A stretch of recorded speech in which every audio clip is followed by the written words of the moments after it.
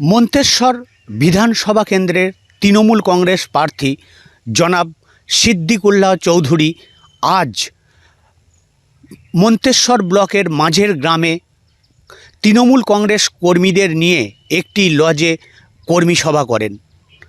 কর্মী সভায় ভিড় ছিল চোখে পড়ার মতন। তিনি কর্মী সভা শেষে সাংবাদিকদের মুখোমুখি হন এবং সাংবাদিকদের মুখোমুখি হয়ে জনাব সিদ্দিকুল্লাহ চৌধুরী কি জানালো সেটাই শুনে নেব আমরা। শুনুন জনাব সিদ্দিকুল্লাহ চৌধুরী ঠিক কি জানালো আমাদের। আজকে গ্রাম পঞ্চায়েতের বিয়ে বাড়িতে উপস্থিত হয়েছে। এখানকার 16টি পঞ্চায়েতে 5 জন 7 জন 3 জন 2 জন করে এসেছে। অফিসিয়ালি এই কর্মীদের সাথে বুথভিত্তিক আলোচনা সারে মুখ্যমন্ত্রীর বিকল্প নেই, এটা সবাই জানে।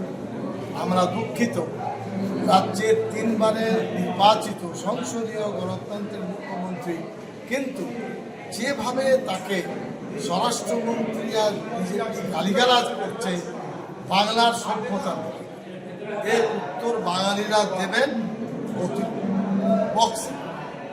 দ্বিতীয় হলো 19 তারিখে মুখ্যমন্ত্রী আসছেন আপনার মন্তেশ্বর ভেলিয়া মাঠে। আশা রাখছি বিপুলভাবে মানুষ আসবে। এই সম্পর্কে এদের একটা দায়িত্ব দিয়েছে।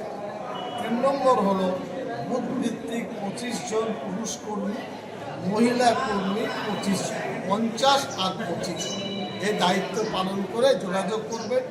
আমাদের পোস্টার, হ্যান্ডবিল, ব্যাগ যতটুকু দেবার দিয়েছি।